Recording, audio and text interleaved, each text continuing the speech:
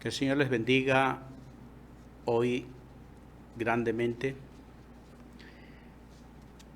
esperando tener un tiempo para gozarnos en la palabra del Señor y pueda edificarnos para ayudarnos a mantener nuestra confianza siempre en Él. Y aún aquellos que todavía no han puesto su confianza en el Salvador, pues puedan tenerla. Hoy prácticamente estaré mostrando a través de la palabra por qué decimos que Jesús es el Hijo de Dios, por qué creer en Él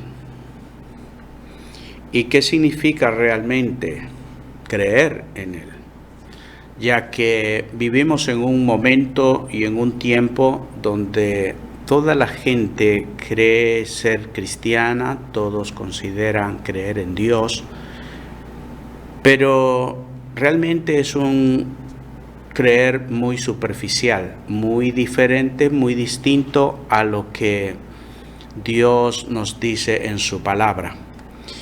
Esto no es algo que yo lo diga porque me parece, pues es mi manera de verlo. No se trata de eso, se trata de que cuando uno conoce la palabra de Dios, a través de ella nos damos cuenta cuál es la manera en la que Dios quiere que aprendamos a confiar en Él, en su Hijo, el Señor Jesucristo, y la manera como el Espíritu Santo debe de ser nuestro guiador. En Mateo capítulo 1 voy a leer desde el verso 18 al 25.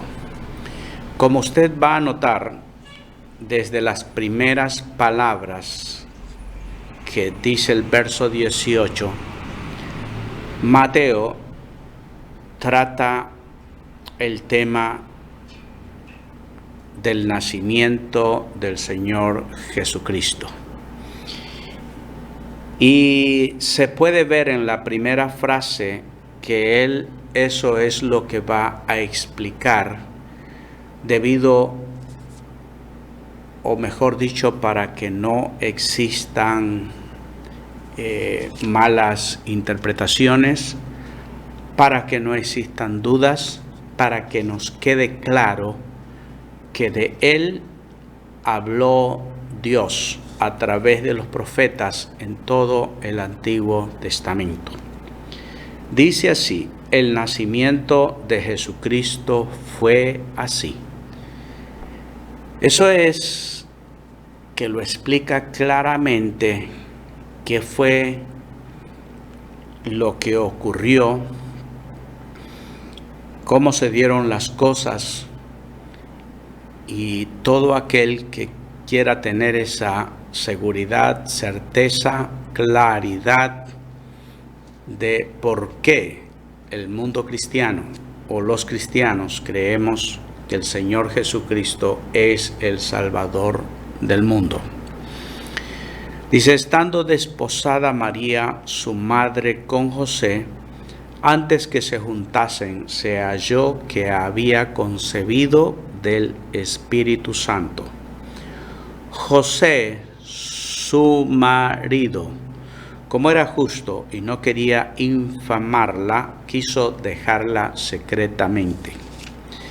Y pensando él en esto, he aquí un ángel del Señor le apareció en sueños y le dijo: José, hijo de David, no temas recibir a María, tu mujer, porque lo que en ella es engendrado del Espíritu Santo es. Y dará a luz un hijo y llamarás su nombre Jesús, porque él salvará a su pueblo de sus pecados. Todo esto aconteció para que se cumpliese lo dicho por el Señor por medio del profeta, cuando dijo: He aquí una virgen concebirá y dará a luz un hijo y llamará su nombre Emmanuel, que traducido es Dios con nosotros. Y despertando José del sueño, hizo como el ángel del Señor le había mandado y recibió a su mujer. Pero no la conoció hasta que dio a luz a su hijo primogénito y le puso por nombre Jesús. Voy a poner en silencio el teléfono ya que me olvidé para no tener interrupciones. Oremos. Padre, te damos gracias, pedimos tu bendición.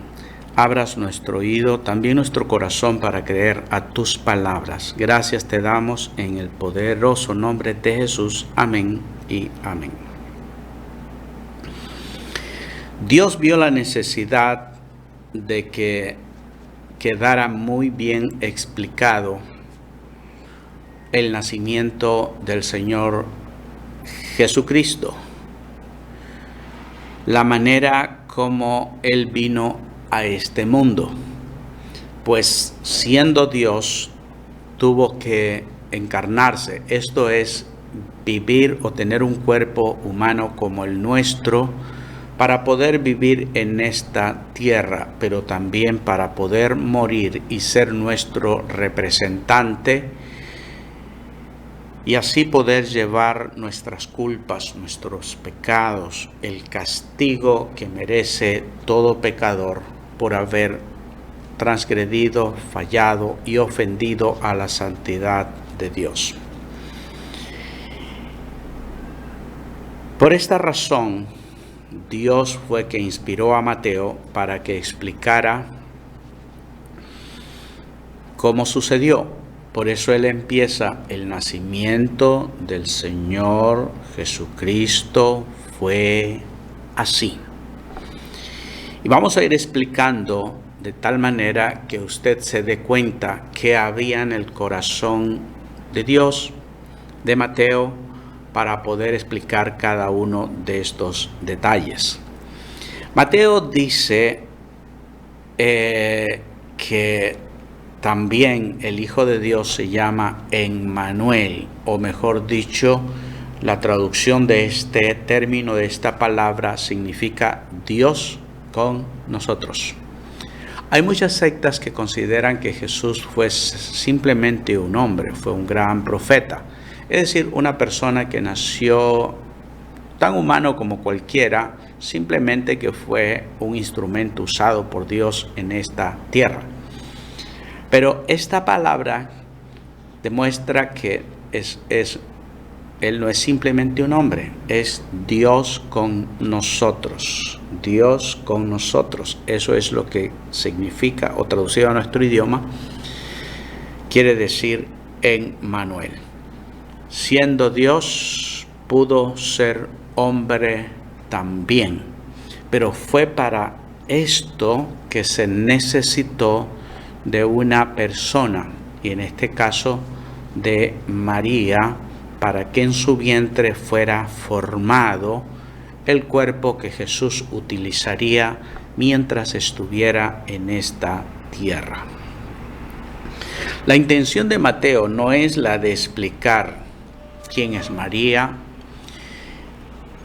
ni que fue siempre virgen, pero sí su explicación tiene que ver mayormente con que su embarazo, el embarazo que tuvo María, no tuvo nada que ver con José, no tuvo nada que ver con algún otro hombre, sino que fue concebido por obra y gracia del Espíritu Santo. Eso es lo que se explica claramente en este texto.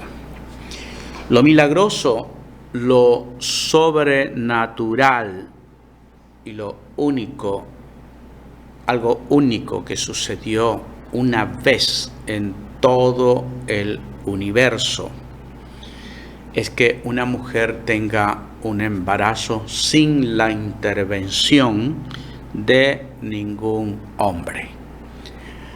Hay maestros por allí que están diciendo que cuando venga la bestia o si ya nació o el hombre de pecado que le llaman la palabra, va a nacer de la misma manera. Pero esto es único, es algo que solo Dios lo puede hacer. El diablo no lo puede imitar.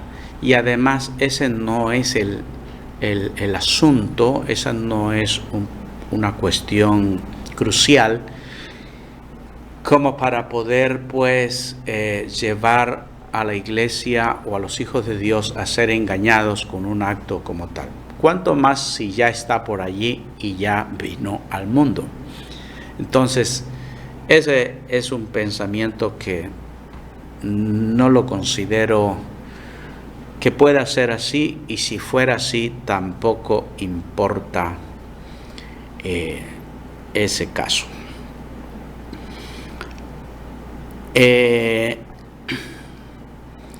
Lo que realmente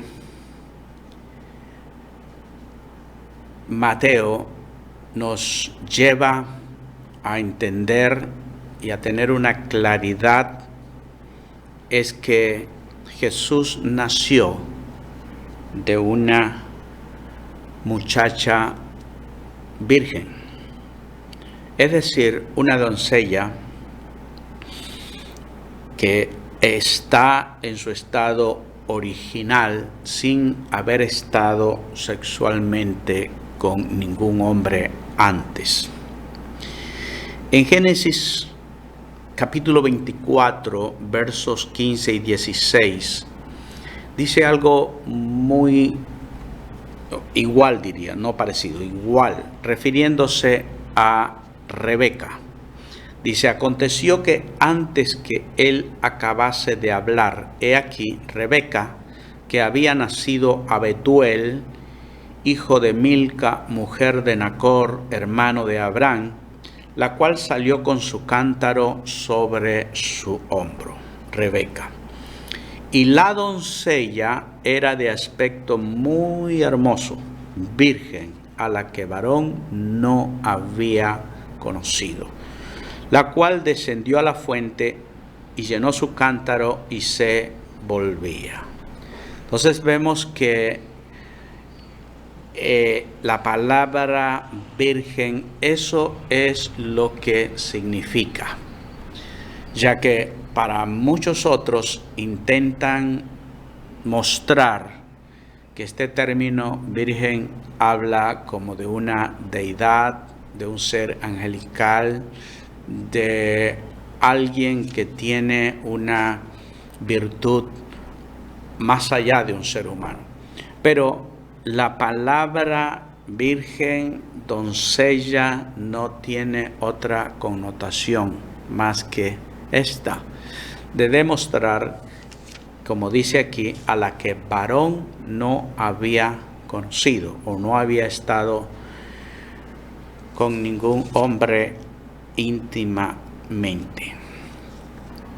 Entonces debemos de descartar la mentalidad, la idea de que virgen se trata de un ser divino.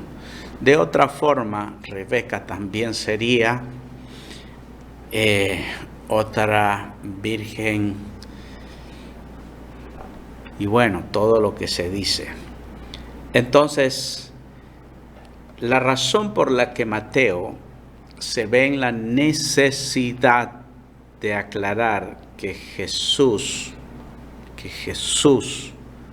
no es hijo de José, sino hijo de Dios, es porque José era un hombre de carne y huesos. Es sí una persona común y corriente como todos nosotros. Quizás nos aventaja en su carácter.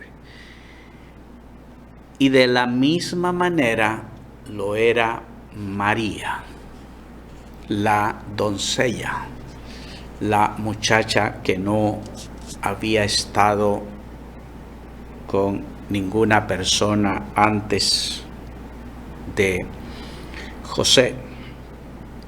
y no había estado ni siquiera con José. Por eso él aclara este asunto, porque de otra manera, ¿qué es lo que se puede pensar? Ahora, yo quiero que revises palabra por palabra Mateo 1, 18 al 25, donde tú vas a notar que Mateo dice que José era marido de María. Entonces, desde allí, para nuestra cultura, nuestro medio, cualquiera de nosotros va a decir, pero si eran marido y mujer, pues, ¿cómo es el asunto ese? Entonces, tenemos que transportarnos a la cultura de aquellos días y voy a explicar eso en estos momentos. Porque tanto Dios tenía ese interés de que sepamos, tengamos claridad, certeza, que María, antes que se juntase con José, antes que se consumase el matrimonio, se halló que había concebido del Espíritu Santo. Pero esto también nos demuestra con claridad de que María era una mujer como nosotros, con sentimientos, con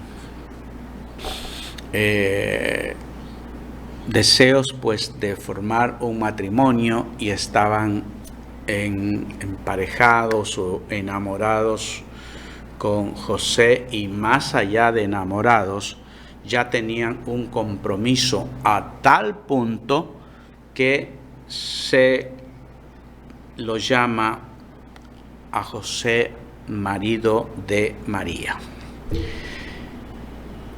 Al leer allí el versículo 18, usted va a encontrar la palabra desposado, ¿no?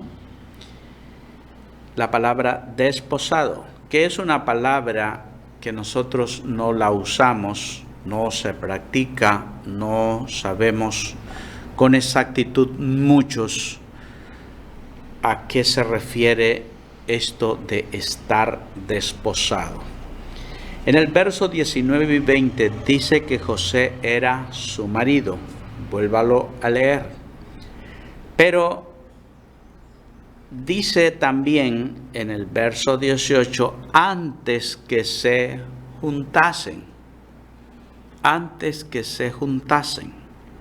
En otras palabras, eran, según la cultura, marido y mujer, pero no vivían juntos aún. Un matrimonio que estaba por llegar al último paso para legalizarse y que finalmente ya pudieran consumar el matrimonio. En el verso 19 dice, quiso dejarla secretamente. José quiso dejarla secretamente. ¿Por qué pasó eso? Porque ella debió haberle dicho, estoy embarazada. Y para José, si estaba embarazada, eso significaba prácticamente de que había estado con otra persona. Entonces, si te pones en el lugar de José, cualquiera diría, aquí se terminó todo. Por eso dice la palabra, quiso dejarla. Pero la Biblia dice que como era justo, quiso dejarla secretamente. Significa que era una persona que la amaba profundamente. Significa que era una persona que es muy posible que haya pensado, bueno, cometió un error, una falla, pero tampoco puedo yo hacerme cargo ni de ella ni del niño. Si me falló, ¿qué tiene que mañana no me falle? Entonces, muchas razones. Y también porque en aquellos días, dice la palabra de Dios, que un caso de esto, si era denunciado, las mujeres morían apedreadas por haber cometido una falta de esta magnitud. Entonces, en todo esto estaba pensando José y dijo, me abriré, me iré, la dejaré secretamente, no voy a denunciar el caso, no quiero que ocurra algo más de eso. Pero esa no era una solución, pues de una u otra manera hacer eso, José iba a ser visto como un hombre que hizo lo que no debió hacer, la dejó embarazada y salió huyendo, diciendo no es mío. Como conozco el caso de muchos y de muchas personas en nuestros días. Pero para él era un dilema, una encrucijada, sin saber qué hacer en tales circunstancias. ¿Qué será lo mejor? Por eso dice, pensando él en esto, ¿qué hacer? ¿No? María estaba embarazada. Y esto debió ser un duro golpe para José. Y en el estado en que estaban ellos dos como pareja, desposados, pues definitivamente tenía que haber un divorcio. Lo que tiene un parecido respecto a los matrimonios de nuestro tiempo y en nuestro medio, es que hay dos matrimonios, el civil y luego el eclesiástico. Cuando las parejas saben respetarse mutuamente, pero también respetan la ley de Dios, aunque se casan civilmente, esperan hasta que se legalice el matrimonio eclesiástico para poder estar juntos como parejas. Pero legalmente, de acuerdo a las leyes del país, una vez que se casan bajo un registro civil, ya son un matrimonio. Y si por A o por B razón, dentro de ese espacio entre el matrimonio civil y el eclesiástico, se diera una situación donde ya no quieren vivir juntos, no quieren dar el siguiente paso, de ley tienen que divorciarse, pues ya hay un documento legal firmado como matrimonio, pero no han convivido en los casos así. Y digo esto porque en nuestro medio no se respeta ni siquiera ni lo uno ni lo otro. Pero en gente temerosa como María y José, pues ellos estaban respetando cada uno de los pasos que se tienen que ir dando. Entonces, definitivamente ellos estaban ya como marido y mujer en una parte legal, solamente que faltaba otro paso, ¿no? El matrimonio, donde quedaba ahora sí sellado para que ellos pudieran consumar el matrimonio. Entonces, bueno, las costumbres judías son muy distintas a las nuestras. Se dice que allá desde pequeños, niños, ellos no saben nada de de sentimientos, de amor, de nada, pero los padres como que hacen un convenio de que cuando ellos crezcan, hacerlos casar, ¿no? Ese es como un compromiso que se tiene, se adquiere, ¿no?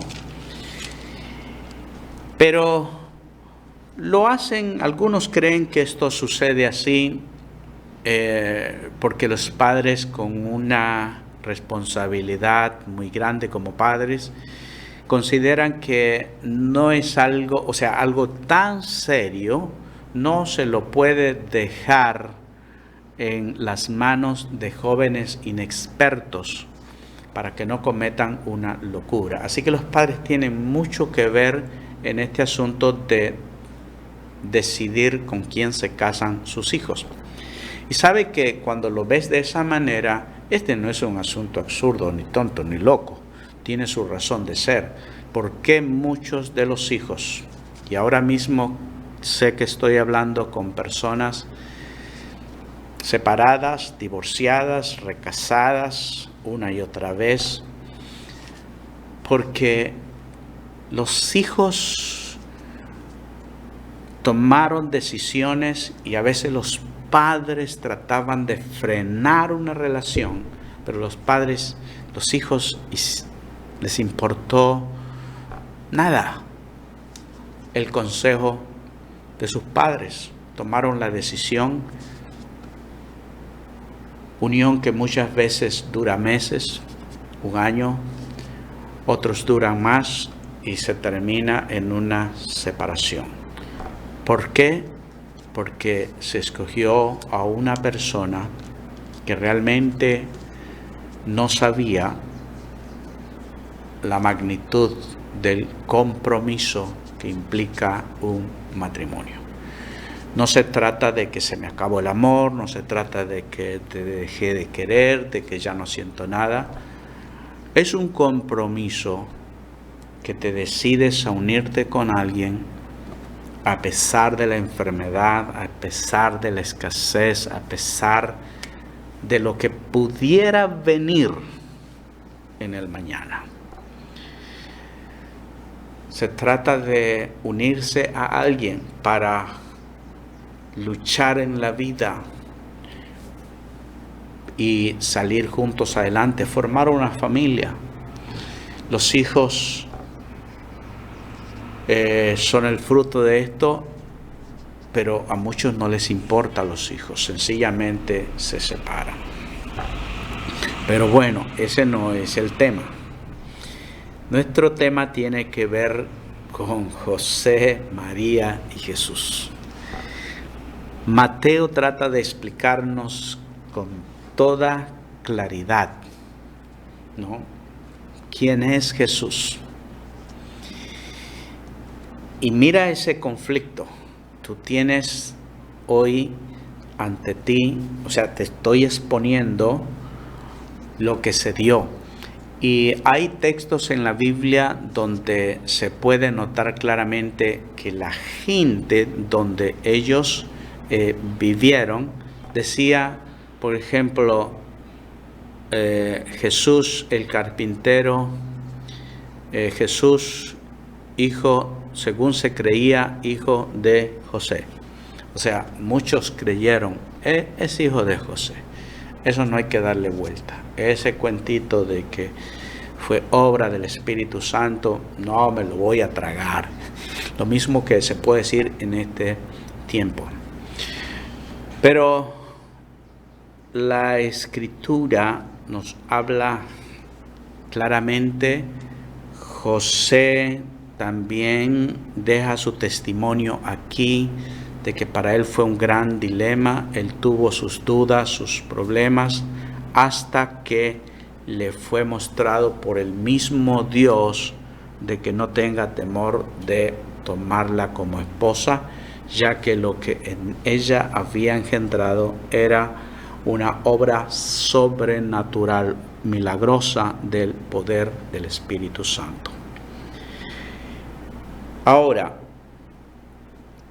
finalmente, después de estar desposado, ¿no?, donde ya son como marido y mujer, pero existe la etapa del matrimonio, ¿no? La consumación de todos los votos.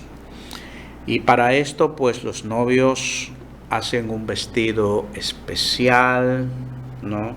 Las novias las perfuman, se adornan con joyas y aún con una diadema. Todo eso también se lo realiza hoy dentro de las novias en nuestro tiempo. El novio llegaba a casa de los padres de ella para de allí salir en procesión hasta la casa donde él tenía preparado, ¿no? Para que fuera a vivir, ¿no? La casa, muchas veces los padres se la daban, aún muchas veces los amigos, cuando eran muy queridos, les hacían la casa y él llevaba a la novia hasta su nueva casa donde iba a vivir.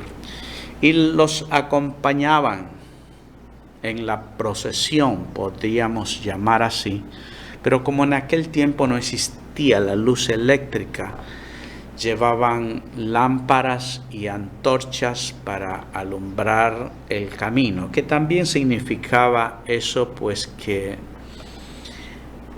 sea un hogar donde cuenten con la luz del Señor para su nuevo matrimonio.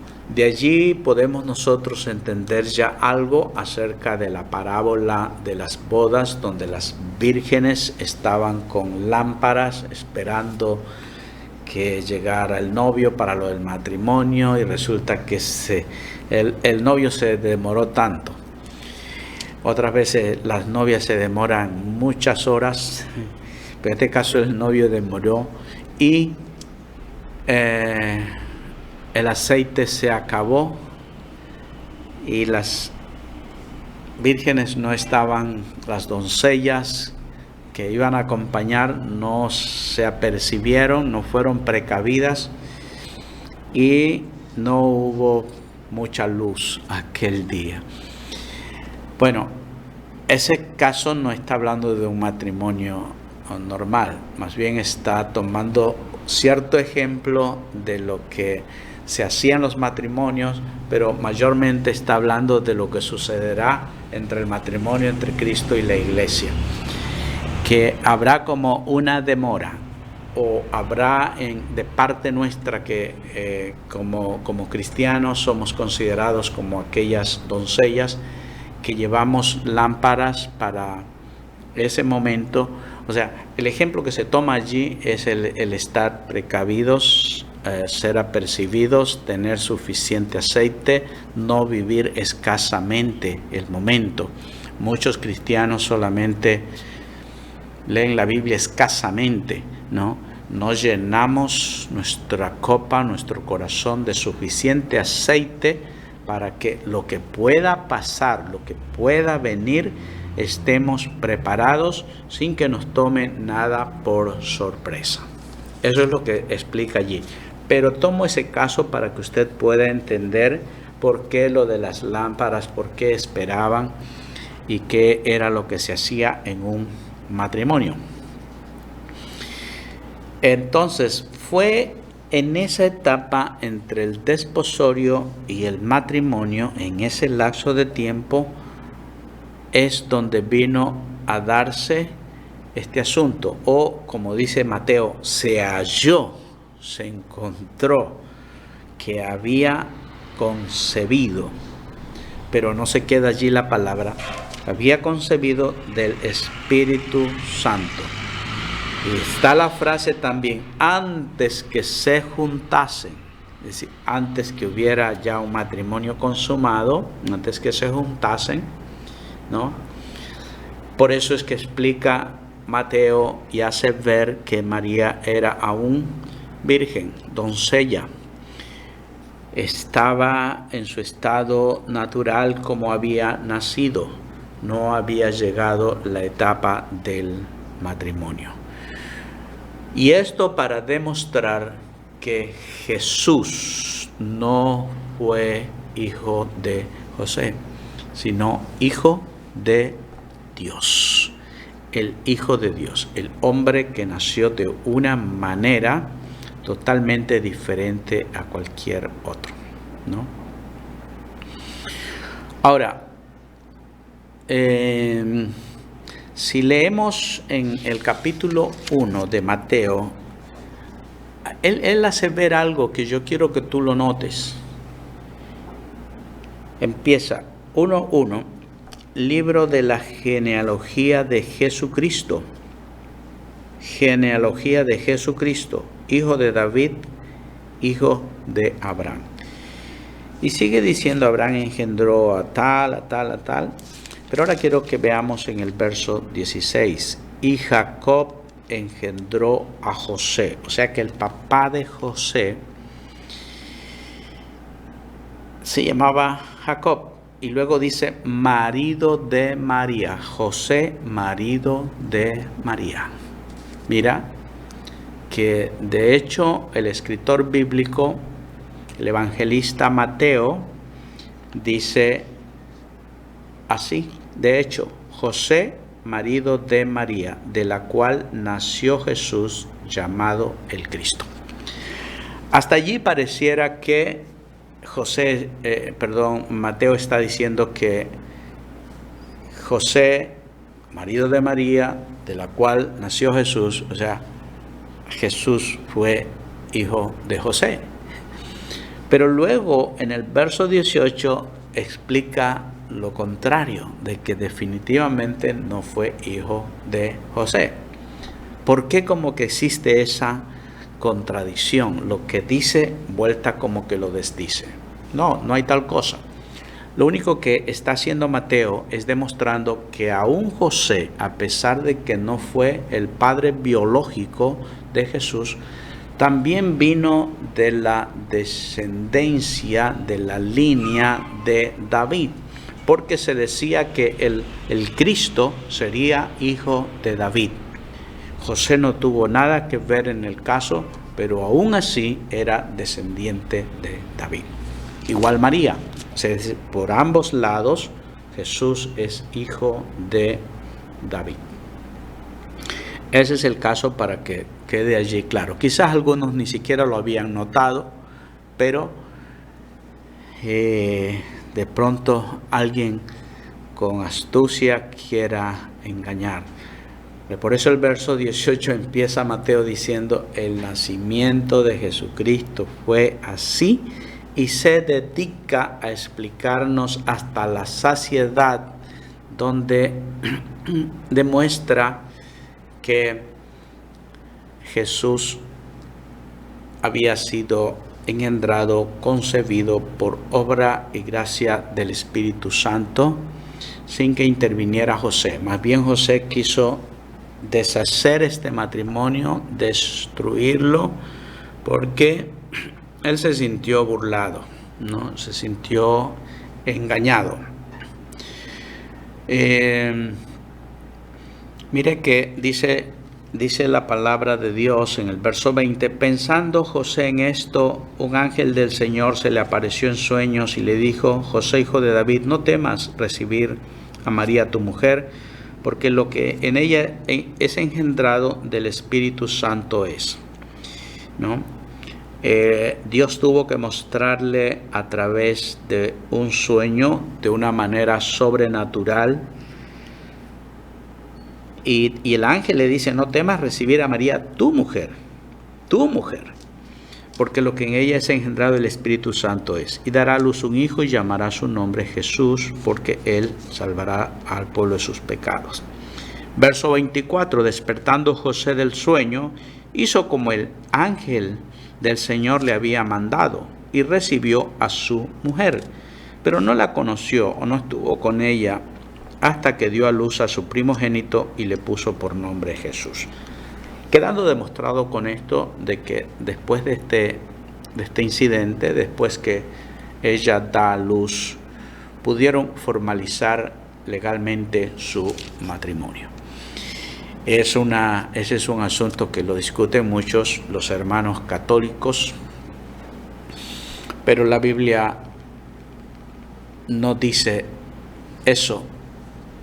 No hay tal cosa, y en eso no hay nada de pecaminosidad, ya que lo único que Dios quería era que Jesús venga de una manera muy diferente a como todos los seres humanos nacemos, ¿no? Tenemos papá y mamá, pero en este caso, como Jesús es el Hijo de Dios, y lo único que Dios necesitaba era un vientre donde Jesús, su cuerpo fuera formado, porque Jesús es Hijo de Dios, y luego viniera a este mundo. Ahora, tengo que ganar tiempo porque ya se me terminan los minutos. Mateo explica esto, pero también explica de que el nacimiento del Señor Jesucristo fue en medio de tantas dificultades, ¿no? Hoy se dice que el 25 de diciembre se celebra el nacimiento y es algo festivo, pero realmente, legalmente, en el nacimiento de Jesús las cosas no fueron así tan felices como parece. Imagínate este conflicto dentro de la pareja. José vivió una crisis de indecisión tan grande, y luego cuando Jesús nace, vienen los pastores del campo averiguando dónde es que ha nacido el Salvador. Herodes sabe la noticia, llega a sus oídos de que hay un rey que ha nacido, y él toma la decisión como rey, pues, de querer eliminar a aquel niño. Pero como no sabe quién, dónde, en qué familia, también pues dijo a los magos, les dijo a los sabios que le avisen dónde está el niño, dice, para irlo a adorar, pero realmente lo que quería era matarlo. Y como se fueron por otro lugar, porque Dios también intervino milagrosamente. Eso quiero que entiendas, que el diablo hizo todo por destruirlo, pero Dios en su soberanía actuaba en el otro sentido para guardar su vida. Esto me demuestra y nos demuestra a cada uno de nosotros que si estamos en las manos de Él, Él cumplirá sus propósitos, y no importa lo que intenten hacer contigo, pues Él es poderoso para salvar y socorrer a los que en Él creen y con quienes Él tiene, que son sus hijos y que tiene propósitos eternos. Mandó a matar a los niños menores de 2 años hacia abajo, porque no sabía quién era el niño. Pero imagínate, eso fue una cosa muy cruel, muy terrible. Matar niños inocentes. Creo que fue el día de ayer que el mundo celebra la fecha de los inocentes. Y muchos de ustedes no saben de dónde procede eso. Hoy sencillamente se hacen bromas, cosas muy pesadas, se dicen chistes, se cuentan cosas donde, se provocan a veces grandes problemas. Pero el que lo hace sencillamente lo hace como un chiste. Pero quiero que entiendas de que el inicio de esto, el Día de los Inocentes, tiene que ver con la muerte de niños inocentes. El mundo cada vez evoluciona y cambia las cosas, se pierde la verdadera razón de por qué ocurre. Pues de esa manera todos vamos perdiendo el sentido. Pero si tú entendieras que ese día muchos hogares en Israel, y que, no sé si todos, que tenían niños de brazos menores de 2 años, niños varones, murieron por un decreto del rey, por una ira, por un coraje, porque se sintió celoso de que había nacido un niño al que ya lo llamaban rey, cuanto más si creciera. El odio de muchos por mantener un puesto llega a situaciones tan terribles. Se ha quitado la vida de personas. Y a veces creemos que Dios es injusto hacer un juicio, traer ajuste de cuenta a los seres humanos. Creemos que como que Dios es muy drástico. Pero Dios dice, malo y perverso es el corazón del hombre. ¿Quién lo conocerá? Solo Dios sabe cuán perverso es el ser humano. Cuán terribles somos. Que solo la misericordia de Dios puede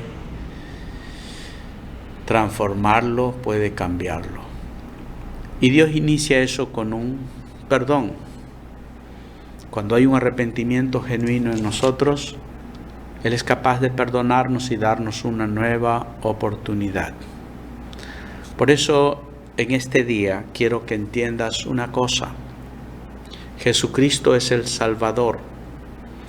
Vino de una manera sobrenatural y todo eso estaba escrito ya en el Antiguo Testamento. Por ejemplo, en el capítulo 1, verso 23 dice que el profeta, 22 y 23, todo esto aconteció para que se cumpliese lo dicho por el Señor, por medio del profeta, cuando dijo, he aquí una virgen concebirá y dará a luz un hijo y llamará su nombre Emmanuel, que traducido es Dios con nosotros. Mateo hace ver que esto ya estaba escrito, estaba registrado en la Escritura, que no es algo que se da por casualidad, que todo obedece a un plan divino, que nacería de una virgen. Y luego en el capítulo 2, verso 6, vuelve a utilizar la Escritura, 5 y 6. Ellos le dijeron, en Belén de Judea, así está escrito por el profeta, y tú, Belén, de la tierra de Judá, no eres la más pequeña entre los príncipes de Judá, porque de ti saldrá un guiador que apacentará a mi pueblo Israel. Ya estaba escrito en qué ciudad nacería, ¿no? En qué lugar ocurriría todo esto. Capítulo 2, versos 17 y 18. Entonces se cumplió lo que fue dicho por el profeta Jeremías cuando dijo, voz fue oída en Ramá, grande lamentación y lloro y gemido, Raquel que llora a sus hijos y no quiso ser consolada porque perecieron. Hablando de que ya estaba escrito de que la historia volvería a repetirse, los niños volverían a morir, niños inocentes. Entonces todo esto obedece a un plan, y cuando Jesús vino, cada detalle de lo que está escrito en el Antiguo Testamento se cumplió en él. Ningún ser humano en esta vida no está escrita su historia antes de que venga al mundo, pero con el Señor Jesucristo sí, porque el Dios Todopoderoso tenía ese plan de que Él vuelva, y también para que nosotros lo reconozcamos como nuestro Señor y Salvador. Confiar en Él, en todo lo que Él hizo, pero no significa simplemente, ay, sí, yo creo que Jesús murió. No, confiar en Él significa confiar todo el tiempo, cada día, cada momento, cada circunstancia. He depositado mi vida en sus manos, mi confianza en Él, de Él dependo cada día, no solo, para todo en la vida. Y eso es lo que significa realmente creer que Jesucristo es el Hijo de Dios. ¿Quieres tú creer en Él? Lee la palabra de Dios. Cuando yo empecé, eso fue lo que hice. Quise saber realmente qué es este libro, su contenido, por qué se lo considera palabra de Dios. Y cada uno de estos detalles pues muestra claramente que es un libro inspirado, divino, ya que ningún hombre podía saber con exactitud lo que iba a acontecer, ¿no? En este caso con el Señor Jesucristo. Entonces, de la misma manera, si quieres conocer a Dios, quieres hacer su voluntad, lee la palabra, estúdiala. Y claro que tienes que tomar esa decisión. Señor, quiero conocerte, quiero servirte, quiero creer en esta palabra. Si esa es tu decisión, yo quiero que hagas esta sencilla oración. Dile: Señor Jesús, yo quiero conocerte a ti, quiero servirte a ti. Ayúdame a creer, ayúdame a confiar en ti. Hoy te entrego mi corazón y mi vida. Hoy reconozco que he sido ignorante en muchas cosas. Aún en esto de los inocentes, no he sabido cuál es el trasfondo, de dónde viene todo esto. Pero todo lo de Dios se ha ido dando en medio de las más grandes dificultades. Todo el plan que ha tenido Dios con la humanidad no ha sido fácil, porque hay una fuerza contraria a todo esto. Aún cuando somos creyentes, no somos tan bien aceptados. Aún la familia se pone en contra nuestra, porque nos consideran locos o a veces hasta traidores de una religión que en realidad no se la lleva para nada con compromiso, pero así es el caso. Padre, ayúdanos hoy a ser fieles a ti. Gracias te damos en el poderoso nombre de Jesucristo. Dios les bendiga.